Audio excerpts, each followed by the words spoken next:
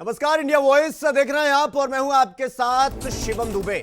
तो निकाय चुनाव का महारण और मतगणना जारी है। निकाय चुनाव की 54 केंद्रों पर मतगणना जारी। हरिद्वार में सबसे पहले नतीजे आए। हरिद्वार में वार्ड 1 से बीजेपी के आकाश भाटी जीते हुए हैं। वार्ड नंबर 2 से बीजेपी की सुनीता देवी और वार्ड नंबर 3 से बीजेपी के सूर्यकांत शर्मा जीते। वार्ड नंबर 4, 8 और 9 पर कांग्रेस ने मारी बाजी। तो हरिद्वार में 8 वार्ड तक क्लियर हो चुका है। 5 वार्डों में काउंटिंग जारी है और उत्तरकाशी में निर्दलीय प्रत्याशी आगे। चिलिया नौला रानीखेत में निर्दलीय प्रत्याशी आगे चल रहा है तो कोटद्वार में भारतीय जनता पार्टी। और आपको बता दें कि राजनीतिक समीकरण जो है वो उल्टा दिखा। कांग्रेस को मिलने वाले वोट भी भारतीय जनता पार्टी को मिलते हुए दिखाई दे रहे हैं। 4 वार्डों में से 2 में बीजेपी तो 2 में निर्दलीय। मसूरी नगर पालिका चुनाव का रुझान आया। आपको बता दें कि 48 बैलेट पेपर पर परिणाम घोषित हो चुके हैं और 20 वोट निर्दलीय तो बीजेपी को 17 वोट मिले हैं। तो परिणाम आने शुरू हो चुके हैं। नतीजे गवाही दे रहे हैं। ये बानगी है नतीजों की कि परिणाम वो भारतीय जनता पार्टी के पक्ष में जाता हुआ दिखाई दे रहा है। तो कहीं कहीं पर कांग्रेस पार्टी टक्कर में है, इस बात में कोई दो राय नहीं है। हालांकि एक तीसरा फैक्टर भी है, वो निर्दलीय फैक्टर। अब वो कितना इंपैक्ट डाल सकता है भारतीय जनता पार्टी या कांग्रेस पर, ये जैसे जैसे नतीजे आएंगे, जैसे जैसे परिणाम आते जाएंगे, वैसे वैसे स्थिति स्पष्ट होती जाएगी कि किसका पलड़ा कितना भारी। मतगणना जारी।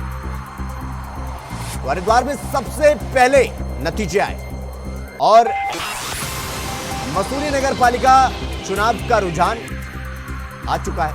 48 बैलेट पेपर पर परिणाम घोषित हो चुके हैं। 20 वोट निर्दलीय। इसीलिए हमने कहा कि निर्दलीय जो है इस बार उनका बड़ा इंपैक्ट रहने वाला, क्योंकि विधानसभा और लोकसभा चुनाव के उलट जो है निकाय चुनाव के परिणाम आ सकते हैं। क्योंकि निकाय चुनाव में मुद्दे बेसिक होते हैं और आमतौर पर जिसकी सरकार होती है राज्य में, आमतौर पर नतीजे या झुकाव परिणाम का उस तरफ ज्यादा होता है। क्योंकि लगातार हम देख रहे हैं कि मुख्यमंत्री पुष्कर सिंह धामी खुद इस चुनाव की जिम्मेदारी उन्होंने अपने कंधों पर ली और ताबड़तोड़ जनसभा, एक के बाद एक रैली, और परिणाम अब सामने आ रहा है। इस खबर पर हमारे साथ हमारे सहयोगी विकास चौहान हमारे साथ हरिद्वार से जुड़ गए हैं। विकास, क्या कुछ नतीजे परिणाम क्या आ रहे हैं, क्या कुछ जमीनी स्तर पर हलचल आपको देखने को मिल रही है? विकास, देखिए, अगर हम हरिद्वार नगर निगम की बात करें तो बिल्कुल यहाँ पर सबसे पहले जो नतीजे सामने आने शुरू हुए, क्योंकि जिस तरह से पहले राउंड में 10 यहाँ पर जो 9 वार्ड हैं उनके परिणाम यहाँ पर हमारे सामने आए हैं, जिसमें से 3 पर जो हालांकि कांग्रेस ने जरूर विजय प्राप्त की है, लेकिन बाकी सभी 6 पर भाजपा की जीत हासिल हुई है। क्योंकि पहले ही वार्ड से शुरुआत भाजपा ने की और लगातार जो अगर हम पहले 3 वार्डों की बात करें तो वहां पर भाजपा ने जीत हासिल की है। हालांकि वार्ड नंबर 4 पर जरूर भाजपा को हार का सामना यहाँ पर करना पड़ा, लेकिन फिर से अगर हम बात करें, अगर 9 में से 6 पर अभी फिलहाल ये जो स्थिति है वो है भाजपा की मजबूत यहाँ पर दिखाई दे रही है। वहीं अगर मेयर, इन्हीं वार्डों में अगर मेयर की बात करेंगे तो मेयर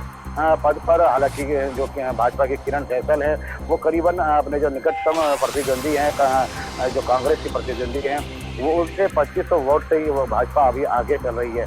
वहीं अगर हम बात करेंगे नगर पालिका शिवाली नगर की, तो वहां पर भाजपा को जरूर यहाँ पर पीछे जो भाजपा के जो प्रत्याशी हैं वो जरूर पीछे यहाँ पर दिखाई दे रहे हैं, क्योंकि वो करीबन 4000 वोटों से, जिस तरह से अभी सूचनाएं जो प्राप्त हो रही हैं, वो 4000 वोटों से अपने निकटतम जो प्रतिद्वंदी हैं कांग्रेस के जो महेश प्रताप राणा है उनसे वो बहुत पीछे यहाँ पर चलते हुए दिखाई दे रहे हैं। तो कह सकते हैं कि जहां कांग्रेस को शिवाली नगर पालिका में बढ़त यहाँ पर दिखाई दे रही है, तो वहीं अभी फिलहाल की जो स्थिति है हरिद्वार नगर निगम की, वहां पर मेयर पद से जो भाजपा के प्रत्याशी हैं किरण सहगल वो यहाँ पर आगे हैं। तो वहीं जो 9 में से जो 6 पर भाजपा यहाँ पर पार्षद यहाँ पर अपने फिलहाल लेकर आ गई है।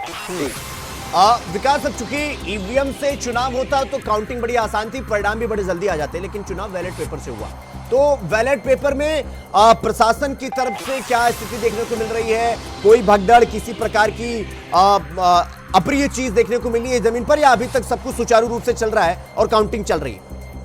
देखिए, अभी तक फिलहाल सुचारू रूप से यहाँ पर जो मतगणना का काम है वो यहाँ पर चल रहा है, क्योंकि त्रिस्तरीय जैसा हमने पहले भी बताया कि यहाँ पर सुरक्षा की व्यवस्था की गई है।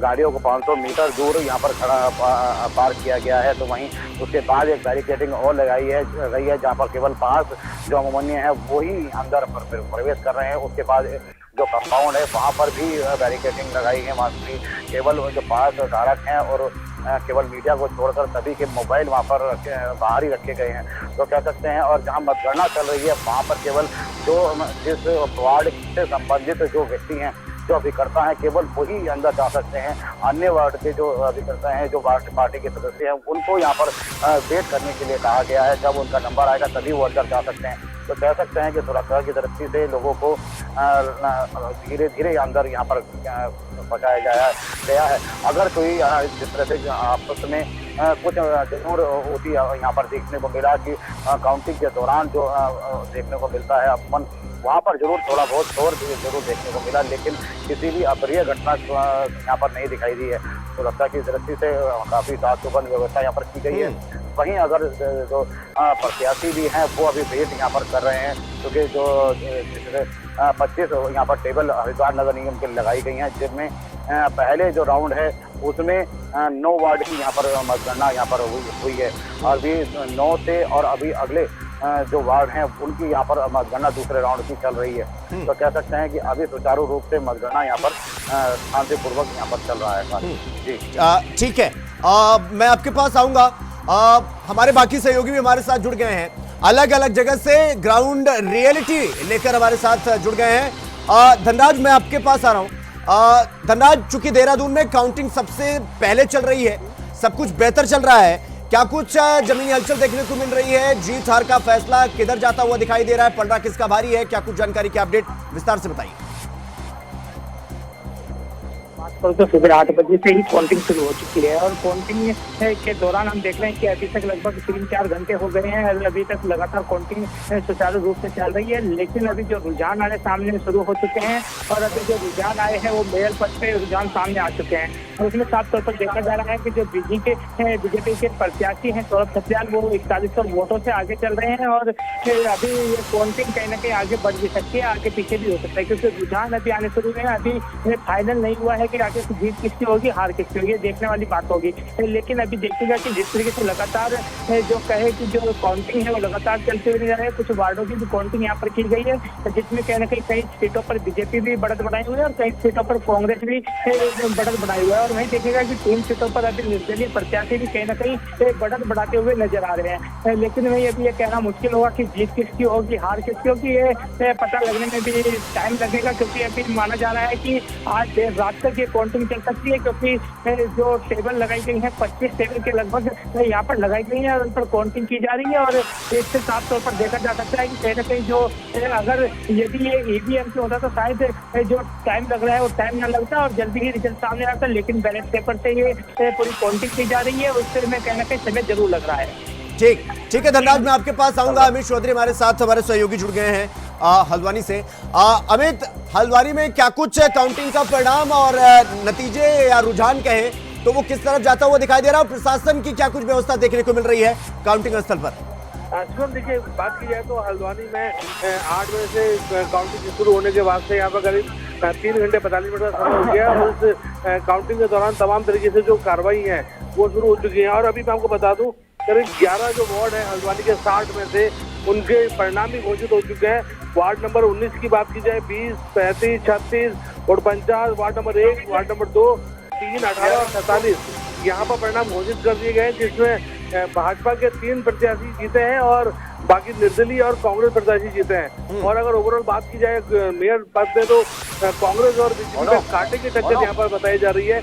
और वहीं क्योंकि 48 टेबलें लगाई गई हैं और यहाँ पर मतपेटियां लगातार काउंटिंग उसमें हो रही है, क्योंकि बैलेट पेपर से ये चुनाव की मतगणना हो रही है, तो इसमें समय लग सकता है और देर यहाँ पर हो सकती है। तो करीब रात का समय यहाँ पर पूरा परिणाम जो चुनाव है उसके आने में लगेगा।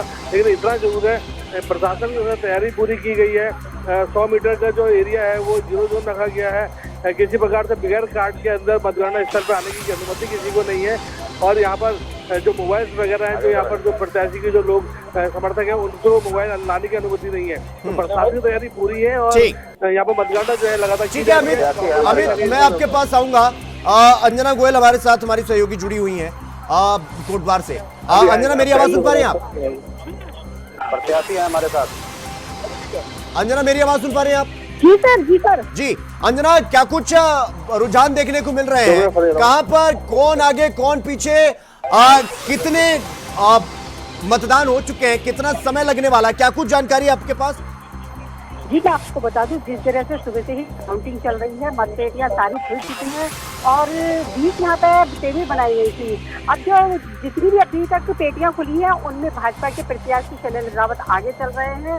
वहीं कुछ जगह पर कहीं पार्षदों की जो अधिकतर निर्दलीय है उनकी जीत सामने आ रही है। हालांकि अभी पूरी तरह से उनका नहीं हो पाया है क्लियर, लेकिन कहीं कहीं अधिकतर देखने में मिल रहा है कि उनकी निर्दलीयों की ज्यादा सीटें निकल रही हैं। तो वहीं पर ये इस वक्त यहाँ पर खुशी का कहीं माहौल है तो कहीं थोड़ा सा गम का माहौल चल रहा है। और पुलिस की भी अगर हम बात करें तो पूरी व्यवस्था यहाँ चाक चौबंद की गई है। ठीक है अंजना, मैं आपके पास आऊंगा। धनराज, मैं आपके पास आ रहा हूँ। जिस तरह से लगातार सवाल उठ रहा था कि भाई प्रशासन जो है वो पारदर्शी तरीके से काम नहीं कर रहा है, फिलहाल जहां पर मतगणना स्थल पर प्रशासन की क्या कुछ व्यवस्था है और वहां पर क्या प्रत्याशी या जो बीएलओ होते हैं, जो अधिकारी हैं, वो सब तैनात है और काउंटिंग जो है वो सुचारू रूप से चल रही है सबकी सानिध्य में? बिल्कुल सेम। लेकिन जिस तरीके से शुरुआती दौर में कहीं ना कहीं आरोप प्रत्यारोप का दौर शुरू हुआ था कि कहीं ना कहीं कांग्रेस ने बीजेपी पर आरोप लगाए थे और बीजेपी ने कांग्रेस पर आरोप लगाए थे। और कांग्रेस का आरोप था कि जो अधिकारी हैं वो सही से काम नहीं कर रहे हैं, सही से काउंटिंग करने का काम नहीं कर रहे। क्योंकि अभी हमने देखा कि कुछ विवाद भी यहाँ पर देखने को मिला था कि जहाँ पर कुछ फर्जी वोटों का मामला भी कहीं ना कहीं देखने को मिला था, उसको लेकर विवाद लगातार देखने को मिल रहा था। लेकिन पुलिस प्रशासन भी यहाँ पर मुस्तैद किया गया है, तमाम सुरक्षा की दृष्टि से तमाम इंतजाम किए जा सकते हैं प्रशासन। ठीक है धन्यवाद। मैं आपके पास आऊंगा। इस वक्त की बड़ी खबर आ रही है, आपको बता दें कि कांग्रेस विधायक ने आत्मदाह की धमकी दी है। आत्मदाह की, ममता राकेश ने आत्मदाह की धमकी दी है। आपको बता दें कि लगातार ममता राकेश पारदर्शिता पर सवाल उठा रही है। भगवानपुर से कांग्रेस विधायक है ममता राकेश। लगातार ममता राकेश सुर्खियों में बनी हुई है। मतगणना में हुई गड़बड़ी को लेकर वो कह रही है गड़बड़ी हुई मतगणना में तो आत्मदाह कर लूंगी। तो ममता राकेश ने धमकी दे दी है साफ तौर पर कि अगर मतगणना में दिक्कत हुआ तो फिर आत्मदाह कर लूंगी। देहरादून से ये बड़ी खबर हम आपको बता रहे हैं इस वक्त की। नगर निगम सीट पर बीजेपी आगे चल रही है, तो ये बड़ी खबर हम आपको बता रहे हैं। बीजेपी प्रत्याशी सौरभ सपलियाल आगे चल रहे हैं इस पूरे निकाय चुनाव के रण में। 4100 वोटों से सौरभ आगे चल रहे हैं। लगातार हम आपको हर अपडेट से रूबरू करवा रहे हैं देहरादून से ये बड़ी खबर। तो नगर निगम सीट पर भारतीय जनता पार्टी आगे चल रही है। तो लगातार आपको बता दें, जिस तरह से ट्रिपल इंजन की सरकार बनने की कवायद और ये आंकड़े, ये वानगी है इस बात की कि परिणाम धीरे धीरे पलट रहे हैं। तो देहरादून से बड़ी खबर हम आपको बता रहे हैं।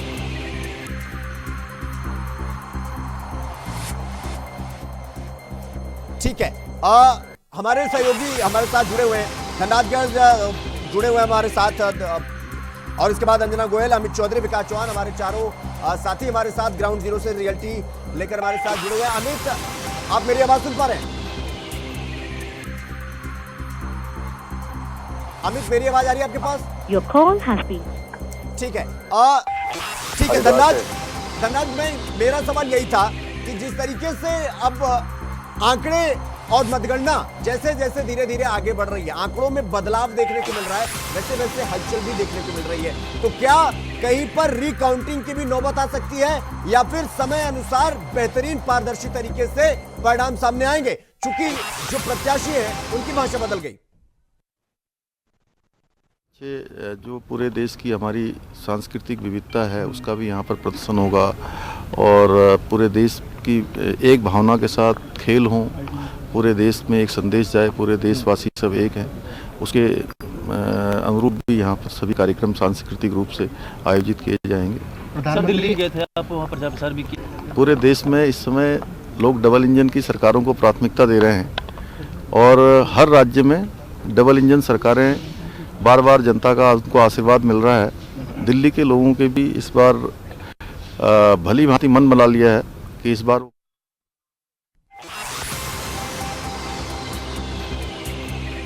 मुख्यमंत्री पुष्कर सिंह धामी को सुन रहे थे आप, जिसमें साफ तौर पर वो कह रहे हैं कि परिणाम तो पक्ष में आएंगे हमारे। ठीक है धनराज, मैं आपके पास आऊंगा। विकास, मेरी आवाज सुन पा रहे हैं आप? जी विकास, जैसे जैसे परिणाम आ रहे हैं, काउंटिंग, ये नंबर्स बदल रहे हैं, वैसे वैसे प्रत्याशियों की भाषा भी बदल रही है। कुछ तो आत्मदाह करने का कह रहे हैं कि भाई अगर गड़बड़ी हुआ तो आत्मदाह, यानी कि गड़बड़ी की गुंजाइश, या फिर ये क्यों देखने को मिल रहा है? क्योंकि ग्राउंड पर आप लोग बने हुए हैं तो जाहिर सी बात है कि वहां पर पारदर्शिता को लेकर अगर कोई सवाल खड़ा होता है तो वो सब कुछ रिकॉर्डेड होगा। तो क्या वहां पर ऐसी हलचल देखने को मिल रही है, सब कुछ सुचारू रूप से चल रहा है? देखिए, अगर हम बात करें हरिद्वार की खासतौर पर, तो क्योंकि एक दिन पहले कांग्रेस ने जरूर एक विशेष प्रेस कॉन्फ्रेंस करके अपनी जो चिंता है वो यहाँ पर जाहिर की थी। उनका ये कहना था कि हरिद्वार की अगर बात करें तो हरिद्वार के जो स्ट्रॉन्ग रूम बनाए गए हैं वो काफ़ी पुरानी बिल्डिंग में बनाया गया है, उसकी जो दीवारें हैं वो काफ़ी कमज़ोर हैं। और उन्होंने आशंका बिल्कुल प्रशासन पर जताई थी कि भाजपा अपनी जो सरकार है उसका पावर का उपयोग यहाँ पर कर सकती है मतगणना के दौरान। हालांकि अभी तक कोई भी ऐसी घटना या इस तरह की कोई भी बात यहाँ पर जरूर यहाँ पर नहीं दिखाई दी है, ना ही कांग्रेस का कोई विरोध यहाँ पर हरिद्वार में खासतौर पर दिखाई दिया है। हालांकि भगवानपुर से जरूर ममता राकेश का बयान जरूर सामने आया है कि उन्होंने किसी भी आशंका के चलते यहाँ पर एक जरूर धमकी दी है और आत्मदाह की धमकी दी है। लेकिन हरिद्वार की बात करें तो हरिद्वार में एक दिन पहले जरूर कांग्रेस ने ये जरूर कहा था कि वो किसी भी हद तक जा सकते हैं अगर कोई भी गड़बड़ी यहाँ पर की जाती है। तो हालांकि अभी जो पहला जो यहाँ पर पहले राउंड की जो मतगणना यहाँ पर हुई है उसमें जिस तरह के आंकड़े सामने आए हैं, जिसमें से 9 में से 3 में जरूर कांग्रेस को यहाँ पर जीत हासिल हुई है। तो कह सकते हैं कि कांग्रेस के लिए भी शुभ संदेश यहाँ पर बिल्कुल जनता ने दिया है। ठीक है, आपका विकास, आपका बहुत बहुत धन्यवाद हमसे जुड़ने के लिए और तमाम रियलिटी जमीनी स्तर की जानकारी हमारे साथ साझा करने के लिए। अंजना, मेरी आवाज सुन पा रही हैं आप? हेलो अंजना, मेरी आवाज सुन पा रही हैं आप? जी सर। जी अंजना, चूंकि आंकड़ों में बदलाव धीरे धीरे हो रहा है, क्या वो टक्कर जो कांग्रेस लगातार कहती हुई दिख रही थी वो आंकड़ों में दिखाई दे रहा है? आंकड़ों में कुछ बदलाव होता हुआ दिखाई दे रहा है या सीधा सीधा मामला ट्रिपल इंजन की तरफ दिखाई दे रहा है? जी, जिस तरह से अगर हम कांग्रेस की बात करते हैं, जो कांग्रेस गढ़ हुआ करते थे, इस बार वहाँ से भी जो मतदाता थे उन्होंने कांग्रेस को नकार दिया, क्योंकि सबसे ज्यादा कोटद्वार भी लकड़ी पड़ाव और आप पड़ाव दोनों जगह से कांग्रेस को ही वोट मिलते थे। लेकिन इस बार पहली बार ऐसा हुआ है कि भाजपा को वोट अधिक से अधिक मिले हैं यहाँ से। वही जो तीसरा राउंड यहाँ पर खुल चुका है उसमें अभी तक शैलेंद्र रावत को 700 वोटों से आगे चल रहे हैं।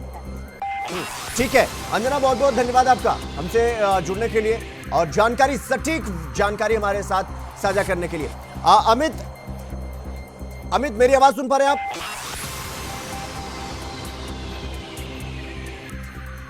अमित, ठीक है, अमित तक मेरी आवाज नहीं जा रही है। धनराज, सवाल यही कि अब प्रत्याशियों की जो बोली है, जो भाषा है वो बदल गई और धीरे धीरे जैसे जैसे ये आंकड़े आगे बढ़ेंगे, रुझान आएंगे या एक तरीके से कहें परिणाम धीरे धीरे स्पष्ट होगा और ये जो भ्रम के बादल हैं वो जब छटेंगे, परिणाम सामने आएंगे, चीजें सामान्य रहती हुई दिखाई दे रही हैं या थोड़ी हलचल या थोड़ी वो भाषाई करवट देखने को मिल रहा है?